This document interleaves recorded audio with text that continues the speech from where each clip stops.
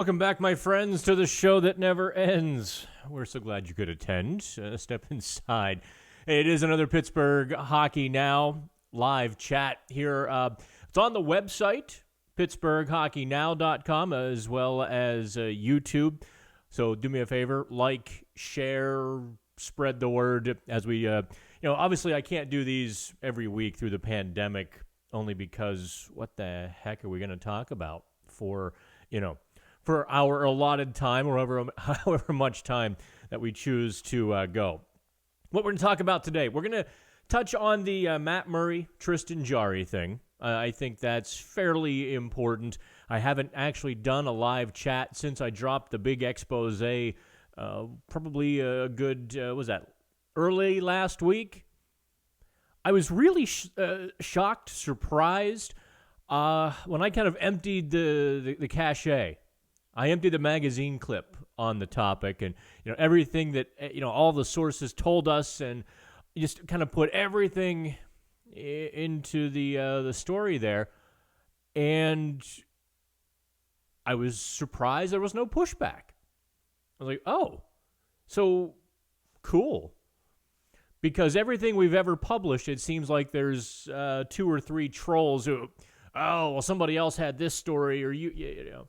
This time, I think maybe 2 months of me hinting at it, people already knew the story, but it was well read, and I thank you for sharing it and participating in the process. So here's what we're going to do. You know how this works. For those of you who typically line up and participate, fire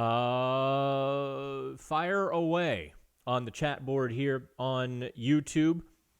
You can always, do that. Let me know how's the sound.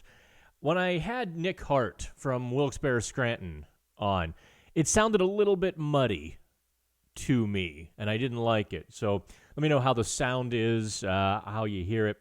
Hey, what's Bobby?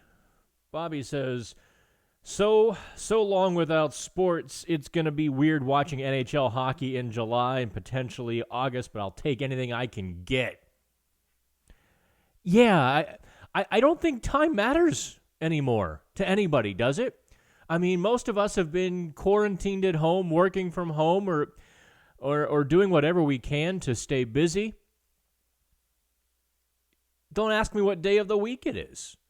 Sunday is the same as Wednesday, is the same as Saturday at this point. The stores are open the same 10 a.m. to 8 p.m., and it's just like Groundhog Day. So, yeah. Bobby, I'll tell you what, we are going to talk about when will the NHL return, coming up a little bit later in the show.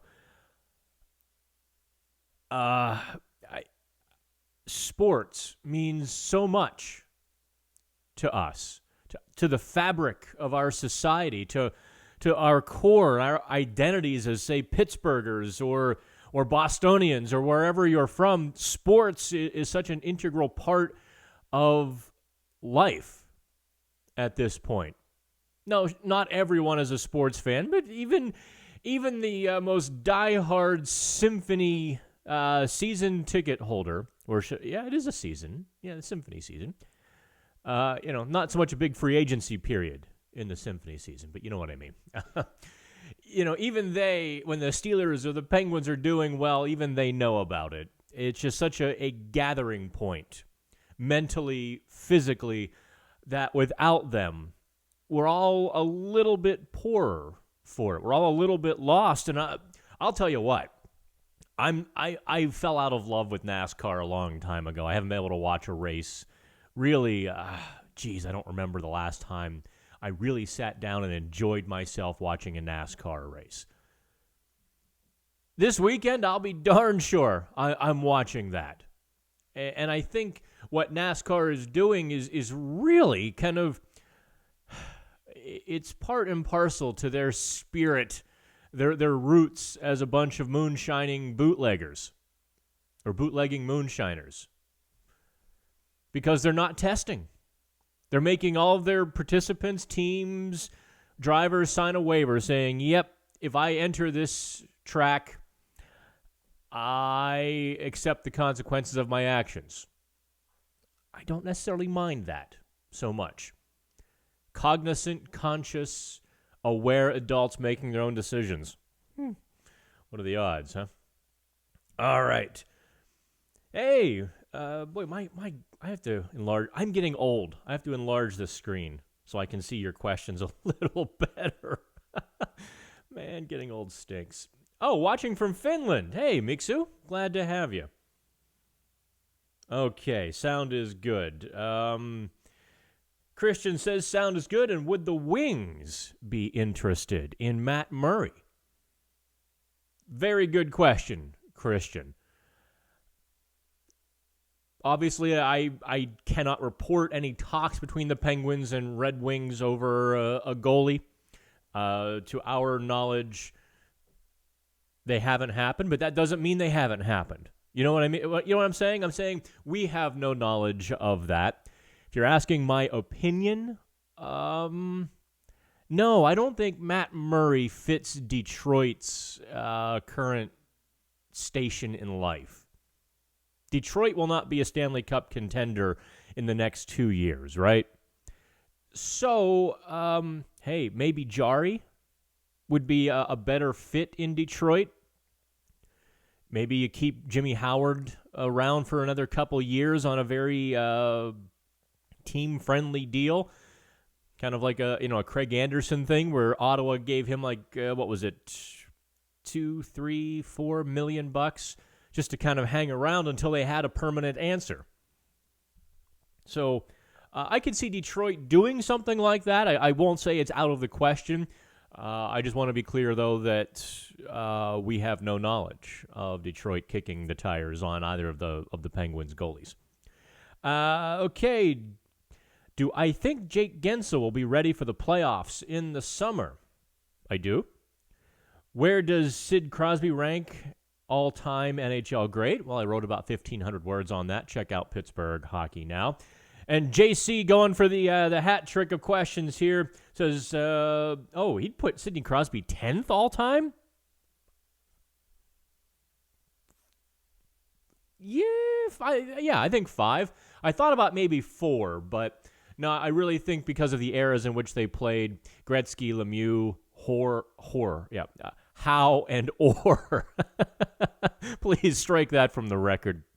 I think those guys, simply because they were the first, kind of get a little bit of a special designation.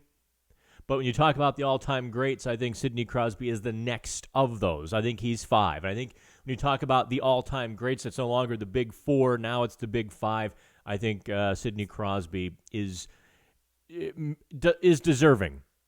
He merits inclusion in that sentence. Do you believe there will be a compliance buyout in this upcoming offseason? That is a good question. That's really going to depend on 2 factors, okay? In fact, do I have a picture of Jack Johnson? 'Cause I know that's who you want me to talk about when you talk about buyouts. But we'll put up Jim Rutherford.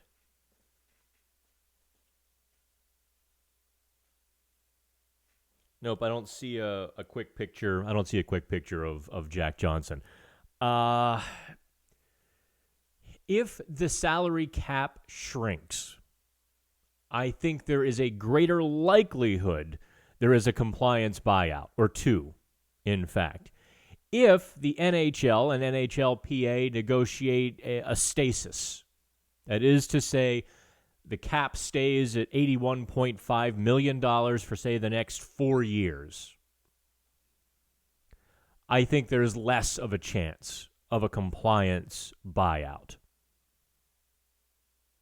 I also wonder if they might rewrite the rules of buyouts, where the player gets his money, but maybe you don't get socked with quite the same hit. I don't know.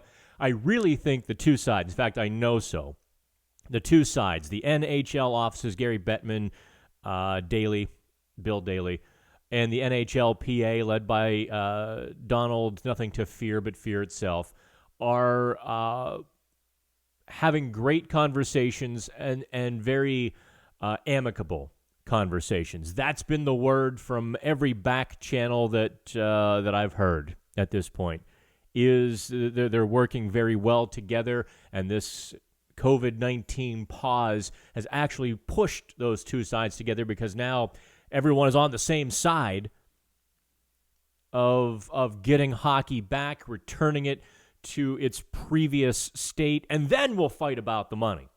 Once we count all the dollars and cents that we've lost now, then we'll worry about future profits. So I think that's where both sides are. I honestly don't know if we're going to see a compliance buyout or not. I would put it at 50-50. Okay. Hit the like button, people. Thanks, Michael. Yeah, definitely do me a favor. Hit that like button. Okay. Who is the Penguins' third-line center? Bluger, McCann, Bukestad. Well, it's not Bluger. Bluger is that energy grind line with Brandon Tanev and Zach Aston Reese. That's its own entity. Call it a fourth line. Call it whatever you will. Kind of like when Matt Cullen was ripping it up in 2016-17 with the Penguins. Just had its own designation. That's Bluger's line. I genuinely don't know what we're going to see in this NHL playoff scenario in terms of the lines. McCann or Bukestad. I'm even hard-pressed to offer a guess at it because I think Nick Bukestad will have to prove he is able to get into game shape. I mean, it's really been a year since he played hockey. He played, 10 games this year and was never healthy. So I don't even know if he's healthy. So right now, I'm going to put McCann as the leader in the clubhouse there, with Bukestad being able to knock him off that pedestal. I like Bukestad at center better than I do McCann. I'm not sure the Penguins coaches agree with me. So that's as much as that's all I got to say about that. If you're a betting man, I would probably bet on Bukestad, but I would definitely hedge that bet. All right. Would you consider Timo Meier good comparable for Sam Poulin? Boy, that's more in depth than I'm prepared to go off the cuff on a live chat. I haven't seen Timo play quite enough, and I haven't seen Sam play at a professional level yet. So that's impossible for me to answer. By the way, I will say, Jay Poopsie, check out Pittsburgh Hockey Now's video scouting report of Sam Poulin. I really went into the weeds, and I watched a lot of film on Poulin, actually, I guess. It'll become Poulin here in Pittsburgh, but in Sherbrooke, it's Poulin. Just like Legare up in Bayakomo Drakkar. I think I'm pronouncing that correctly. It'll be Legare here in Pittsburgh. I think Poulin has a chance to be... I don't want to call him a power forward because I don't see him just bowling people over going to the net. I don't see him as a rough and tough customer in the corners. He might become that way as a professional. You know, it wouldn't be the first kid to show up at a training camp and the coaches say, okay, did you have fun in juniors? Good. Now here's the game. Here's what you do. And that player kind of adapts to it. There's a long line of those kind of guys, you know. He's certainly strong enough. He's big enough. He could. Medina says, looking ahead to training camp, whenever that is, does Poulin or Legare make the team, and who gets traded if they do? Poulin has, I'll put his chances at, say, 33%, one-third chance of making the NHL. Medina, if you read my Nathan Legare scouting report, I'm going to put his chances at about 0 for next year. I just really didn't like what I saw on film in terms of it translating to an NHL game. The goals I saw Legare score, he's not going to score professionally. The defensive awareness, I would put as a 3, maybe a 4 on a scale of 1 to 10. And the feet, I would also put at about a 4, maybe a 5 on a scale of 1 to 10. So all of those things working against him. He's got that shot. We saw it in training camp. Took the paint off the crossbar a couple times.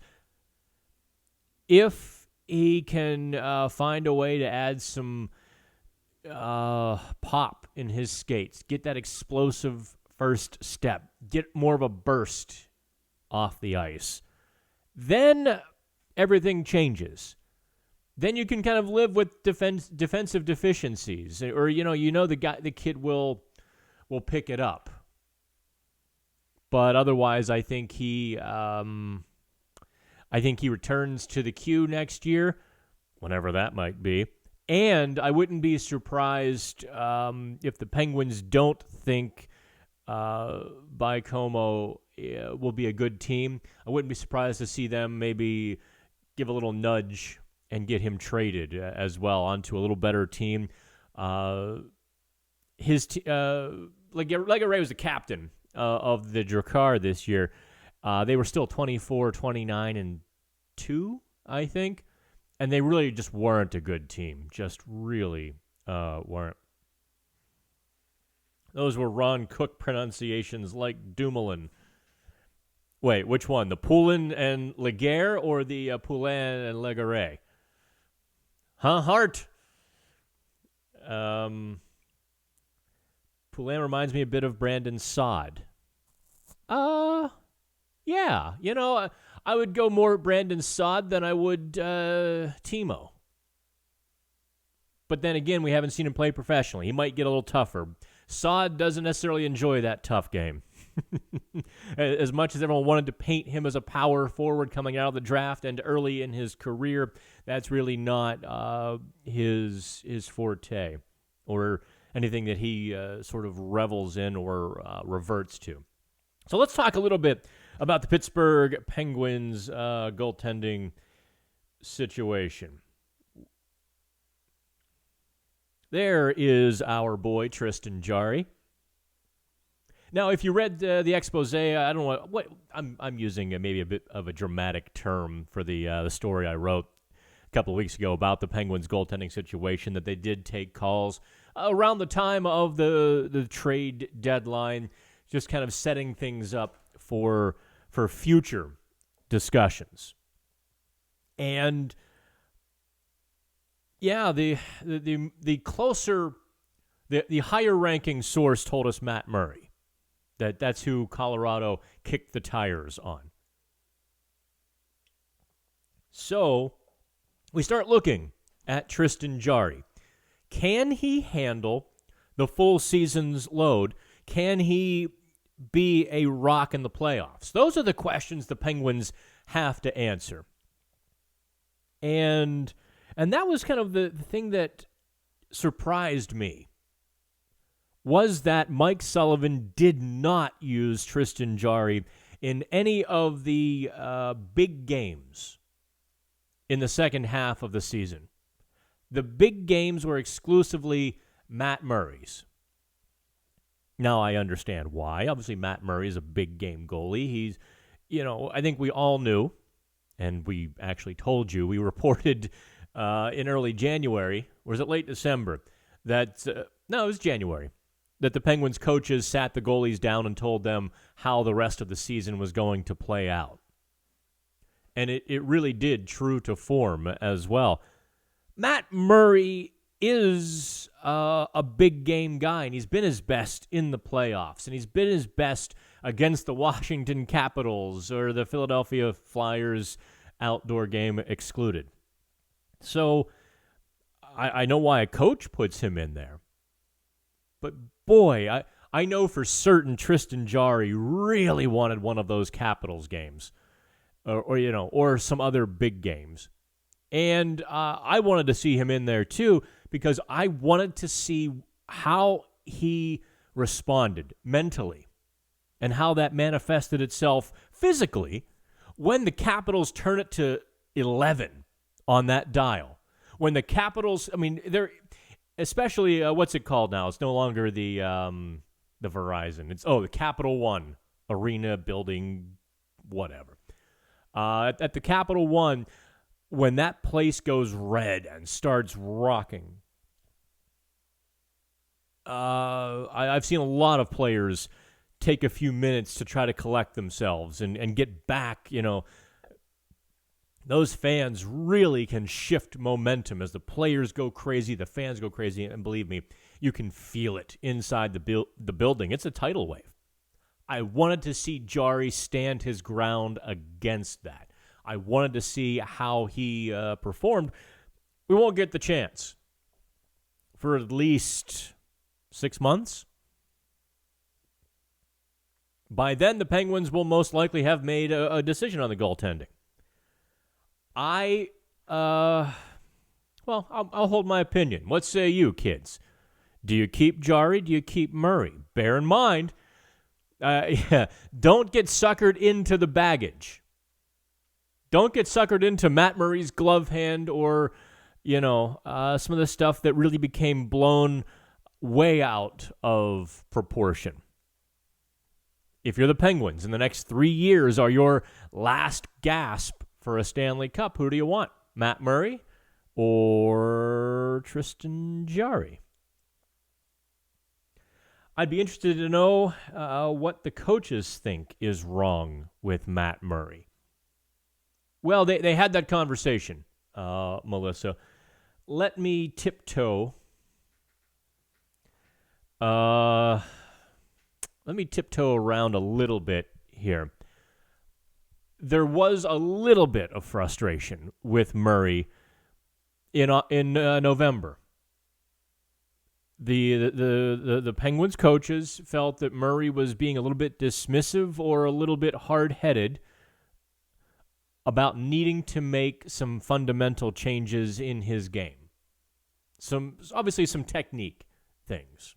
Nothing extraordinary. It certainly wasn't a problem, but they felt like he was resistant or resisting. Not hashtag resistance, but rather just kind of being a little bit obtuse to the situation. So they turned to Jarry, and Jarry's like, great, my chance, and grabbed the net with both hands. Obviously, Murray got the message, began to work on those little things that the coaches wanted him to work on. And thus, there goes Rowdy and Bob. Or is this Doug? I can never remember.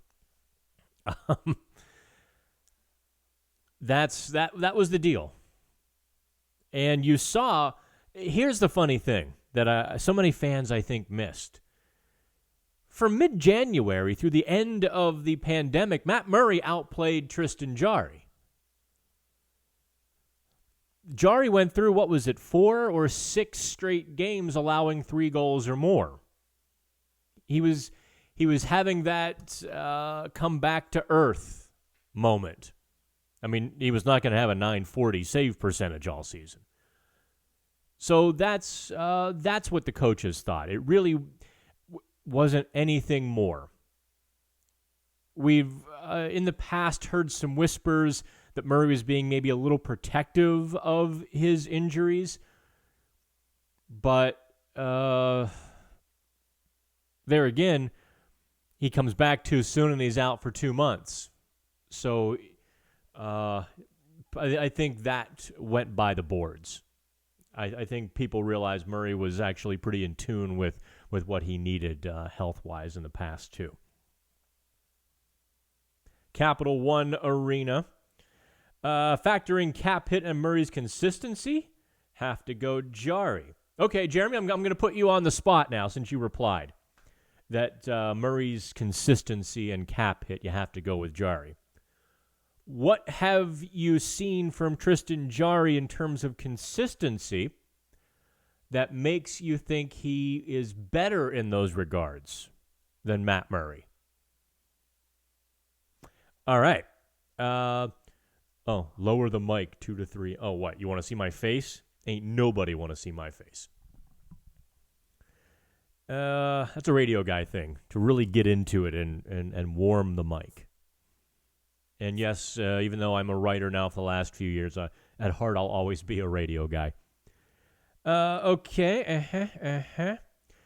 I think Jarry is ready for the number one challenge. As far as how he'll fare, I don't know, but I do believe his game mindset is ready for the test. I do too. Bobby, without picking a side, Murray or Jarry, I will tell you I agree with that. I think Jarry is most certainly ready for the test. Will Ricola be a Penguin much longer? Are they going to use him or offer him as trade bait sweetener? Very good question. Let me dive into this a little bit about Juuso Riikola. The Penguins think the world of him. They think he has almost star talent individually. I mean, the kid can skate. He's got good vision. He moves the puck. They think if it all clicks, they've got something special with Juuso Riikola. However, bear in mind, he never played on these small rinks before. They made a huge mistake last season when they didn't send him to Wilkes-Barre earlier. Huge mistake, keeping him around as a spare defenseman. He really needed the ice time. He needed that experience at the professional level on the smaller rinks, and it, almost inexplicably, they kept him in the press box until, late January? So he played all of 36 games last year. This year, they were a little bit disappointed that he didn't seem to take a bigger step forward on the smaller rinks. The Penguins believe that he lacks awareness in the defensive zone especially. The Penguins haven't given up on him. So will he be a Penguin much longer? He does get a say in that because he'll be a restricted free agent again after this season, whenever it concludes. If he says, guys, I want out, or if he goes back to Finland, that certainly forces the Penguins' hand. Otherwise, I think they re-up him. Maybe they try to sneak him down to Wilkes-Barre. I don't know. But, yeah, he needs a lot of playing time. He needs a lot of rough edges sanded off of his game, and it won't happen in an NHL press box. That much I know. All right. Bob is wearing the green jacket. What in the world are you people talking about? What do you think is the timetable for the young prospect P.O. Joseph to become a Penguin? Well, I wrote that yesterday. I'm not answering that question on the grounds that I wrote 1,000 words and spent about 8 hours watching American Hockey League games. You're just going to have to click on the story. In fact, let me post the link to that story. Where is it? There's P.O. Joseph. Let me jump back to the chat here. I prefer P.O. Joseph rather than Pierre Olivier Joseph. He said either is fine, just don't call him Pierre. By the way, tomorrow I will be chatting with Wilkes-Barre Scranton Penguins head coach Mike Vellucci. Won't be doing it live. This is, a real conversation, and I'll be, kind of going over the Penguins prospects who might be part of the Black Aces crew if and when the playoffs do resume. Okay. Bob is in the green jacket. I gotcha. All right. I think Bob had a case of beer, eh? You ate the last jelly donut. See, I moved everything back for the camera angle. And Darth Vader doesn't need to be here anymore. There we go. No more Darth. Okay, so let me dive into the Murray Jarry thing. I'm going to tell you here what I think is going to happen. The final result, I'm still not convinced either way. I think Jim Rutherford would be just fine going with Tristan Jarry for next season. I think Mike Sullivan would be just fine keeping Matt Murray and Casey DeSmith for next season. I think Jim Rutherford has been very respectful and even at times deferential to Mike Sullivan's wishes. They've had a very good relationship. It's been very productive, obviously. 2 Stanley Cups those speak for themselves. I believe Matt Murray has come down off of his initial contract projections, but I don't believe Murray will be giving a team-friendly deal. I see Murray at least... Well, Murray has to make at least 4.1 next season unless he agrees to take less than a 10% raise. I know that Tristan Jarry is itching for his chance. Jarry's like, it's now or never. Let's go. So,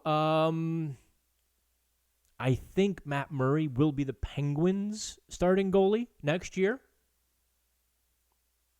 I think the Penguins actually will find they will get more for Tristan Jarry on the trade market because money is going to be so valuable next year and going forward that a goalie like Tristan Jarry, who could be signed for, let's say, $2 million, 2.5 is probably Jarry's ceiling next year.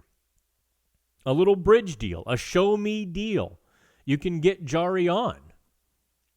Okay, maybe 3 at the highest, but don't forget, Pavel Francouz in Colorado signed a $2 million deal. So that kind of sets the market. In Boston, Jaro Halak took a pay cut for the next 2 years to sign for $2.25 annually. Jarry's not going to eclipse those guys by too much. So put Jarry at 2 to 2.5, somewhere in there. Jim Rutherford is generally fair if he's the one signing Jarry. If somebody else is, so knowing that you will have your salary cap hands tied next year, and you need a goaltender, are you going to give more for Matt Murray or more for Tristan Jarry? And that's when I think the Penguins might find it easier sledding to actually trade Tristan Jarry. And that will allow Jim Rutherford to go along with his head coach rather than maybe what his gut is saying. Me? Oh, boy. I have to walk into that locker room occasionally. Well, maybe not for a long time, right? I probably would... I'd probably go with my head coach. If I couldn't talk my head coach into Tristan Jarry, then I would keep Matt Murray. If I could talk him into Jarry and we're both happy with that decision, that's the way I'd go. And I think based on past trades, we kind of broke this down too on Pittsburgh Hockey Now. I think based on past trades, Matt Murray is probably worth a late first round or a second rounder and a prospect, like a real prospect, not a top flight prospect, not a number 1 pick from a year ago type prospect, but nevertheless a prospect with NHL chances. A 2 and a prospect or a 1. The Penguins may also choose to follow the Washington Capitals model, by the way. Recall After winning the 2018 Stanley Cup, the Washington Capitals traded Philip Grubauer to the Colorado Avalanche for a number 2 pick. But in addition to Grubauer going to Colorado, Washington sent $5 million with Brooks Orpik. So Colorado had to buy out Brooks Orpik. And that was, why Grubauer only fetched a second-round pick. Grubauer and Orpik for a number 2. Now, I think there was a 4th-round pick coming back to the Capitals or something just to kind of balance the scales a little bit. But the crux of the deal was those two for a second-round pick. If the Penguins get in a little bit of salary cap trouble, do they package Nick Bjugstad with a goalie? Do they package Jack Johnson with a goalie and ride Juuso Riikola? All of these things are going to be on the table once we figure out what in the world the salary cap is going to be for next year. Schultz salary dump for depth. They're used to bring in another top D-man. I think you're going to, right in the middle, Medina. Good question. I love these questions today. You guys are bringing it here. Schultz is $5.5 million. The Penguins have to be ecstatic. In fact, I know they are with John Marino. I don't think they would have any issues whatsoever putting John Marino in that second pairing next season. Let me see if I've got some Jay Marino pictures. Well, there's Juuso.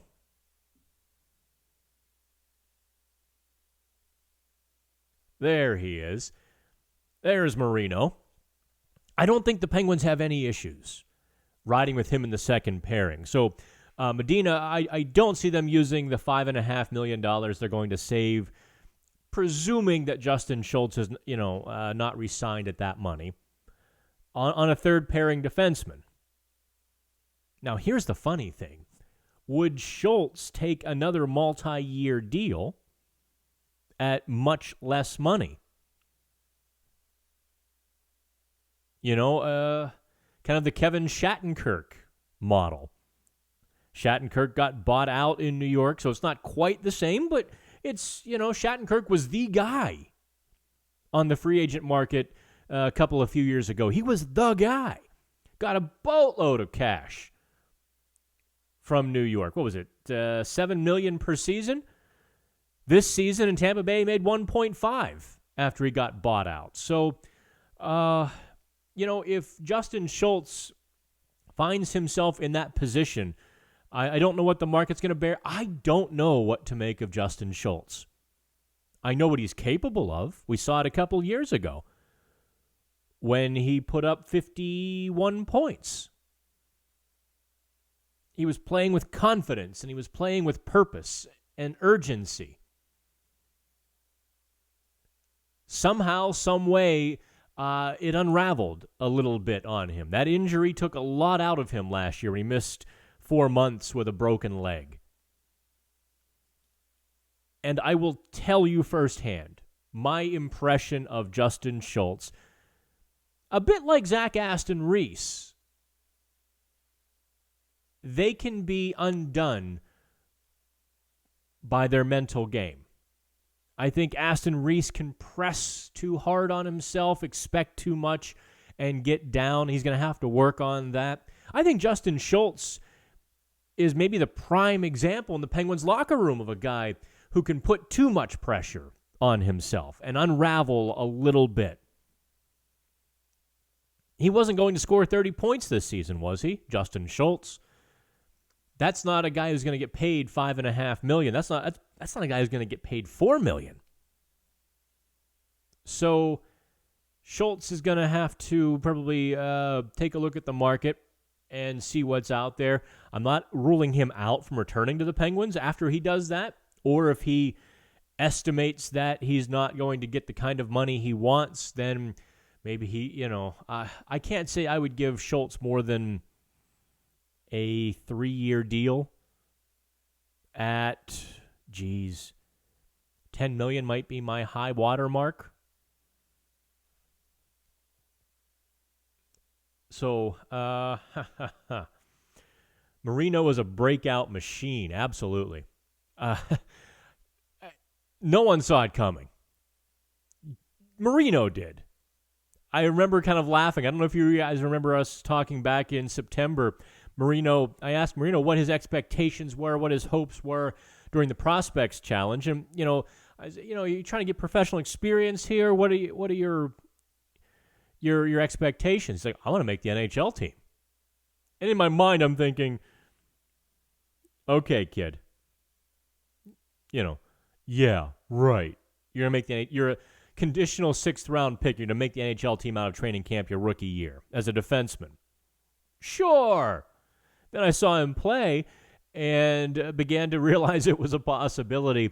And by the end of training camp, I think we all knew if, he wasn't going to be in Wilkes-Barre for more than 4 or 6 weeks. And it turns out it wasn't even 6 days that he was down there. Some of these Pens need a mommy.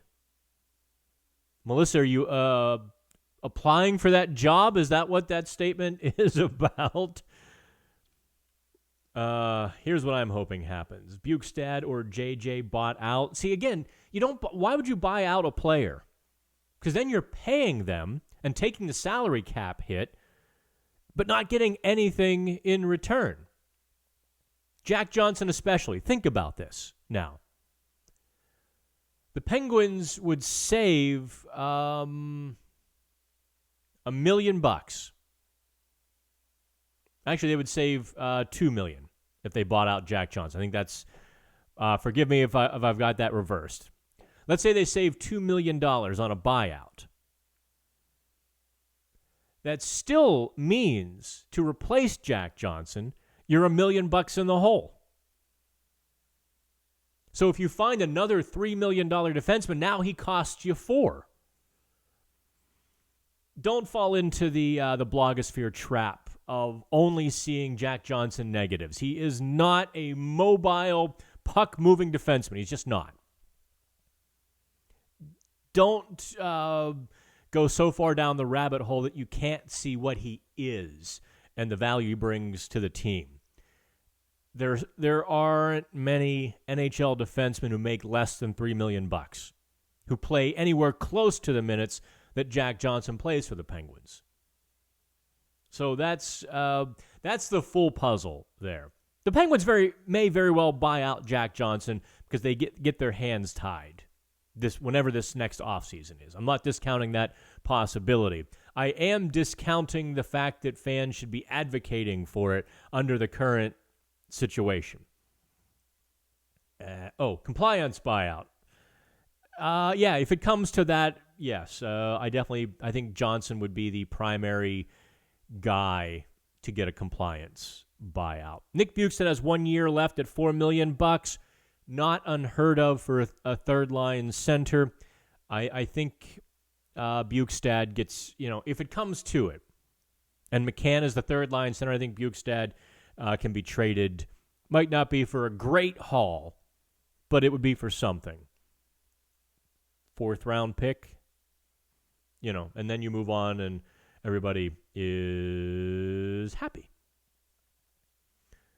All right, let's see here. What else Yins want to get into? Oh, when will the NHL return? We've talked for 45 minutes here. No one's brought this up yet, so I am going to dive into it. You don't need to watch me take a drink of this generic cola I got from Aldi's, which is the only place I shop, by the way. I have given up on the Dirty Bird in my neighborhood just because it's infuriating to go there. The selection was, it's always a small giant. The selection was never very good, but the number of people who have no concept of what 6 feet or social distancing means just drives me insane. For whatever reason, I go to Aldi's in the suburbs, and except for one guy with his butt hanging out, like he clearly just didn't have a belt on. He had jeans like a size too big, and his butt was like dude, just hike up your pants, man. Anyway, he was walking up and down the frozen food aisle at Aldi's. back and forth. We're all like parting the seas because, of course, he didn't have a face mask on either. Anyway, what was I talking about? When will the NHL return? Now, I just published a column a little while ago on Pittsburgh Hockey Now. The lack of leadership from the National Hockey League has not only been disappointing, it is setting the league back. Now, look, it's going to take at least 5 weeks for the NHL from green flag to puck drop. From the time they open the next phase. Phase 2, by the way, is only the opening of some facilities for small group workout, like 3 or 4 guys at a time on the ice. That's phase 2. I'm not even counting that in the 5-week green flag to puck drop necessity. 22 of the 31 NHL markets have now been cleared wherein the league could open facilities, yet they haven't done so because of the other 9. Obviously the 3 New York metro areas, the Devils, the Rangers, the Islanders. I think Boston is also under lock and key as well. Toronto has a bit of a complex rule, like no public gatherings till the end of June. I don't know if facilities would count in that or not. So what you have are these 9 holdups. And I don't know what the NHL is waiting for. The NBA is opening facilities. The NBA is going to have a much easier time reopening. Because, look, there's how many guys? 12 guys on an NBA team? They can go ahead and do that. If you have 3 or 4 guys working out, that's 1/3 of your team. That's the equivalent of 8 or 9 NHL players getting to work out together. And it's not like the buildings, the NBA works at are going to need ice. So the NHL has a lot more obstacles to get moving, and yet they're not yet. It's time to cut bait with New York. And I don't say that derisively. I'm saying they were the epicenter because the virus just took hold there because of the people coming into New York from around the world. It's an unfortunate situation. Cut bait on New York, relocate those teams immediately. That's the only way this works. You also pick your 4 pod cities. Have a couple backups. That's fine.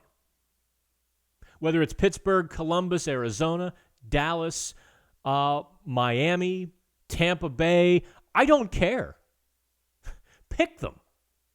Let's go.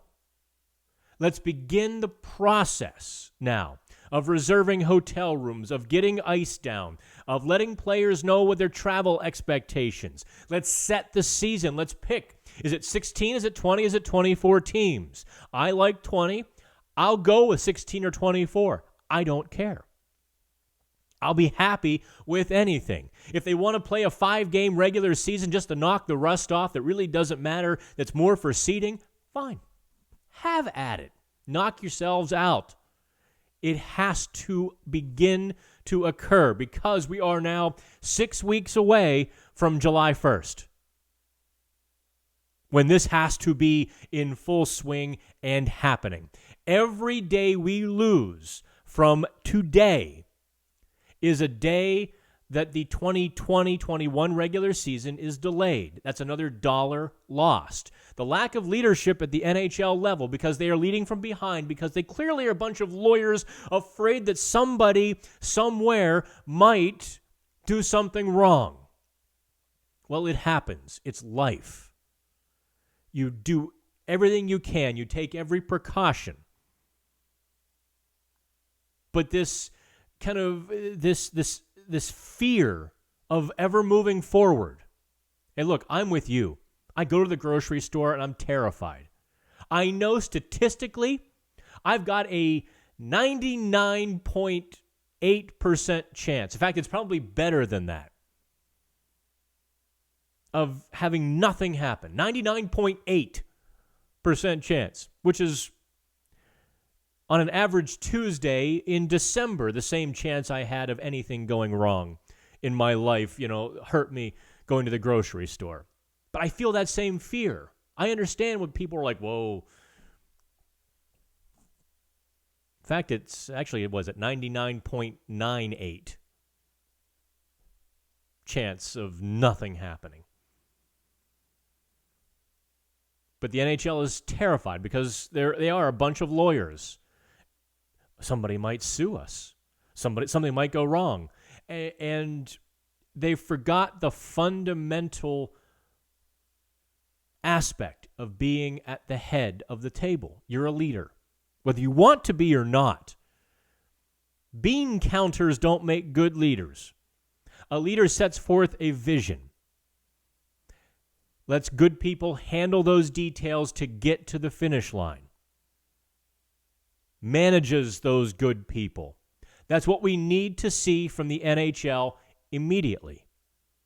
When Sidney Crosby said to Darren Dreger Wednesday on TSN that, right now there's not a lot of answers. Now, Crosby wasn't being negative towards the NHL. He was stating a fact that, the guys are talking a lot and nobody really has answers. And that's what I'm taking issue with because we've been in this situation now for 60 days. 2 months. There need to be answers. We see the virus clearing on big swaths of the country. We see Florida have hockey leagues already open. The rec hockey leagues in northern Florida are opening up. Georgia was widely condemned for opening up. What did Twitter say? People are going to die. And Georgia is doing well as well. What we're realizing is we're not so dumb. Most of us know how to handle ourselves. And if it takes the occasional dressing down of some fool in public who won't wear a mask or gets way too damned close, then that's what we have to do. I scolded the guy at the grocery store I hit yesterday. I was politely waiting because somebody went right outside the door and stopped for a car to pick them up. For me to continue would have been to encroach upon their space. So I politely waited 6 feet back. Unfortunately, she was right there at the darn door, which I thought was pretty inconsiderate. But hey, we're all figuring things out. And this guy just comes barreling right up on me. And I kind of looked back and said, social distancing, 6 feet. Figure it out. The government has to eventually realize we're not children. And the NHL has to realize that they have big parts of the country, the United States, available to them. Leadership. Pick your 6 cities. Let's go. That's simple as that. We know how it has to work. We know the quarantines. We know the medical people are not finding too many new things out at this point. Now it's a matter of dealing and coping. Well, let's deal and cope by getting life, some resemblance of our life back. And that begins with sports. Yes, I could have asked her to allow to pass by, but the car pulled up. I was being polite. She's starting to load the bags. I'm like, all right, I can wait 30 seconds. That was kind of my thought. Let's see here. Remember, they basically had to be shamed into closing after the NBA closed. I don't know about that, Walt Flanagan. I think this caught everybody a little bit by surprise. Don't forget, we were still kind of wondering how contagious this was in early March. Was this another SARS, which would sweep through parts of the world, but not really affect us? We were still kind of wondering that. And then the NBA just said, nope, no chances. I mean, they were right. Don't get me wrong. I'm not arguing with the NBA, but I guess I'm going to give the NHL a little bit of a pass on that one. Today's article intimated that Bettman is afraid to lead. Let me say it clearly. He's not leading, And I don't think that's a position he's comfortable in. But he's going to have to be. He's going to have to put on those, put on the good blue suit and red tie. Put on the makeup, stand in front of the cameras, and deliver the best speech he's given probably in his life. He's going to have to inspire some confidence. He's going to have to set forth a vision. He's going to have to turn Bill Daly loose. I think Bill Daly is great, by the way. I think Bill Daly is probably the guy who makes the NHL go. It's a Pittsburgh thing to call it Aldi's with the S on the end. It's not Aldi's? It's Aldi? I didn't know that. Well, I don't call it Giant Eagles. I call it Giant Eagle, as if that counts. Or I don't call it Walmart's. I call it Walmart. But you're right. It is a Pittsburgh thing to put the S on. I really thought there was an S on Aldi's. Aldi is fine. I miss the Aldi's. Yeah, I think there is. I think it is like a possessive. It's a family, right?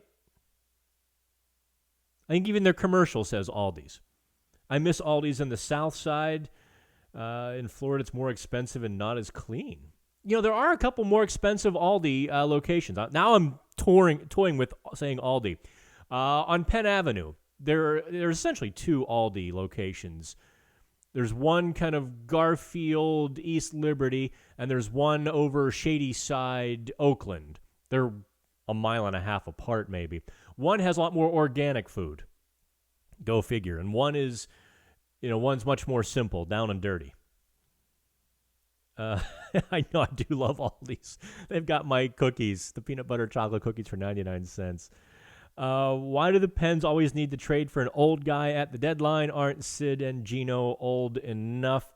Are you talking about this guy, Patrick Marleau?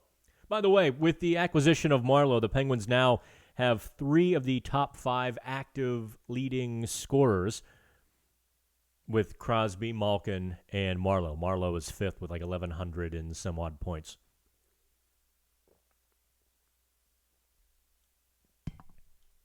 I didn't realize that Joe Thornton had over 1,500 points now. It was just incredible. And I guess if the NHL resumes in the playoffs, because San Jose will not be in the playoffs, and because Joe Thornton is looking like Jumbo Joe Thornton during this pandemic, Penguins would have 3 of the top 4 active scorers. Anyway. Oh, let's see here. What else Yins want to talk about here? So I've kind of given you my Bettman speech, have I not? I don't want to be too heavy-handed, and I'm not going to tell anybody what to think of quarantining and face masks. And I think the overarching issue on all of it is just have some respect for other people. Clearly, a few folks didn't have their parents kick them out in front of the TV and say, "Get away! You're not the only person in the world." Too many people are just completely oblivious, and I get that. A little bit of a reminder doesn't hurt. And I think most people have figured it out by now. I think back to March, and I went to the beer store, and some guy says, I don't believe in that stuff. I'm like, well, I do. Yeah, Thornton shaved off the beard. I did too. I had a pretty good beard going up until about 3 days ago. But Leo came into town. We've expanded the quarantine to include our family now. Leo arrived late on Friday night, Saturday, I forget when. And he didn't recognize me, so I had to go shave.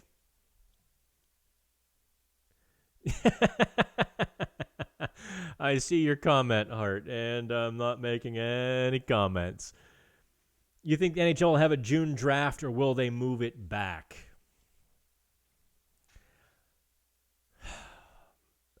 I think if they do, it is the dumbest thing they will have done in a long time.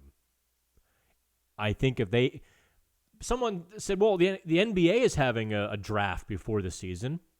And I thought about it for a second. The NBA is like a half-round draft. The top 10, maybe 15 teams get a player they might be able to use. And the rest of the draft is kind of a potluck shooter thing. I don't mean shooter, in terms of point guards. But I mean, just you take a shot on somebody and maybe it'll work, maybe not. And that's it. It's a 2-round draft overall. The NHL uses the draft to reset rosters, and they're trading a pick for a player you can't afford or a player who fits your situation more than ours, a veteran who wants to go win versus a team that's rebuilding. You flip him for a pick, and now both teams are happy. You see a lot more of that in the NHL. And consequently, the NHL draft is far more important for resetting your roster. I mean, I think in the NHL, the top 10 picks, you got a 50-50 shot. Top 20 picks is a little less than 50-50 to make the NHL. So from that standpoint, it's not as important for the prospects to grab prospects at the draft. So you could have that draft in June or September, and the teams who are going to be making their picks won't be affected. It would really take the bat out of Jim Rutherford's hands, if indeed he was looking forward to the 2020 draft, to make a goaltender trade, to dump some salary. A lot of teams looking to do it. It would really take the bat out of those general managers' hands. Now, I will tell you, John, that the organizations expect there to be a June draft. Everybody kind of said, oh, this is what the NHL wants. We can't overrule them. And that is true. Gary Bettman does not need a vote to institute a June draft. So if he really believes in it, he can do it unilaterally. If he took a vote, it would get destroyed. I think at most, I've been following Pierre Lebrun's reporting for TSN. At most, there are 5 or 6 teams who would vote for it begrudgingly. I think LA said they were happy with it. Suck-ups. No, the Pens drafting in the 3rd round this year, Medina, there's no way to know who they're looking at. They literally will have a list when they sit down at that draft table of 20 players for that pick.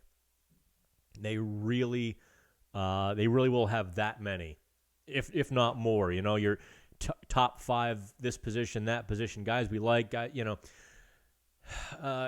teams have really gone off the book in the last handful of years in terms of their draft picks, and that's in part because the draftniks are amateur for the most part.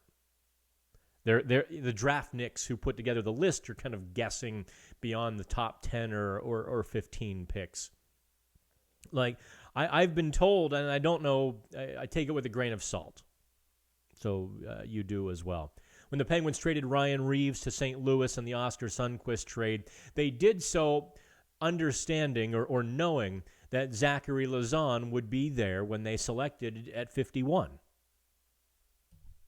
Which became the St. Louis, which became their pick from St. Louis. I don't know if that's true, but it makes sense. Teams are, this team drafted a player in the 2nd round. He didn't rank, right until the 4th. The science that goes into NHL draft rankings in terms of public pales in comparison to what the NFL does. And the NFL guys don't get it right. So I have no idea who the Penguins will be looking at in the 3rd round. They don't know. They'll have just a list of names. And when it gets close to their turn, they'll start going over the names. And bear in mind, the 3rd round of the NHL draft, they don't get 15 minutes to make a selection. That's like 3 minutes. Boom, boom, boom. 2 minutes even. They're just rapid firing by day 2. They cram 4 or 5 rounds 4 rounds. 5. Yeah, second round through the 7th round into about 4 hours. It's rapid fire by day 2. So rosters are frozen, I assume. Actually, Jamie, they are not. The Washington Capitals just kicked Brandon Lepsic to the curb for, his DMs becoming public and insulting teammates' girlfriends and other players around the league and such. I actually didn't see the messages. I didn't really care to. The story was happening with or without my input, so I just I let it go. But the Capitals did broom him. Technically, a trade could... No, I take that back. Well, a trade could happen, but that player wouldn't be eligible to play in whatever playoffs we see. Now, in theory, if the NHL were to resume the regular season, say in mid-June, can't happen, but let's just go with it for this purpose. Technically, a trade could happen now, and that player would be able to finish the regular season, but just not be playoff eligible. Any chance they trade up? Yep. Goaltending situation. If the draft, of course, occurs after the season and the Penguins can, in fact, make a trade. Real DK. Hey, Jamie. Oh, let's see here. Okay. In fact, some teams have signed some Russian free agents as well. Yeah, I don't think anybody's really going to do anything unless a guy, does something stupid. I think we've lost, 2 athletes to foot-in-mouth disease? Kyle Larson in NASCAR and Lepsic in hockey. I can't think of anybody else who has suffered foot-in-mouth disease during the pandemic. Am I missing somebody? I feel like I am missing one other person. Yeah. Anywho. That's an hour, 7 minutes, kids. Final questions. Hear ye, hear ye. Final questions. I've been doing some Stephen Avery reading for those of you who are Making a Murderer fans like I am. And I forced some friends who missed it a few years ago to finally watch the docuseries, documentaries, and I am amazed. I went on Reddit last night. I wonder what's new on Reddit, this Reddit thread. And you give somebody a keyboard and too much time in quarantine, man, the mind goes to some strange places. Let me tell you, one guy was insisting that Teresa Hallback, who Stephen Avery of Making a Murderer fame is jailed for killing, is in fact still alive. Oh, he was making a strong case. No evidence, of course. His case was the lack of evidence of her death. Anywho, I was waiting for him to go, aliens. And the other theory emerging on Reddit was, in fact, that Bobby Dassey, who is Brendan Dassey's older brother, for those of you who haven't seen it, Brendan Dassey was a slow adult at 16 years old, clearly not really capable of the situation he was in, being questioned by police. He's spending life in jail now because the police told him the story they wanted to hear, and he's like, okay, yeah. Bobby Dassey is his older brother, and the current discussion was centering on if Bobby, the free brother, was in fact a narco informant for the FBI, and thus they were protecting him. And that's why they put the brother in jail. Yeah, some people need to lose their keyboard privileges. But there was at least some evidence tying it together. I'll give them that. It was inventive and creative and interesting. Not at all plausible, but they had at least a few nuggets of information. Will teams be able to trade picks and or players at the draft? Picks, I presume, yes.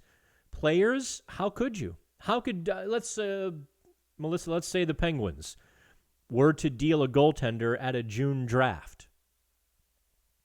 Would that goaltender then finish the season with the Penguins? I don't see how that would be possible. And I don't think general managers would be as crazy to trade for a player to be named later, because it's going to get out who that player is, and then you've got a sour apple in the locker room. I see Sidney Crosby being a general manager late in his career. No question about that. Last one. Okay, that was the last question. All right, kids. It's been real, it's been fun, and it's been real fun. Maybe we'll do one of these again next week if there's enough news to do it. Otherwise, I will see you then.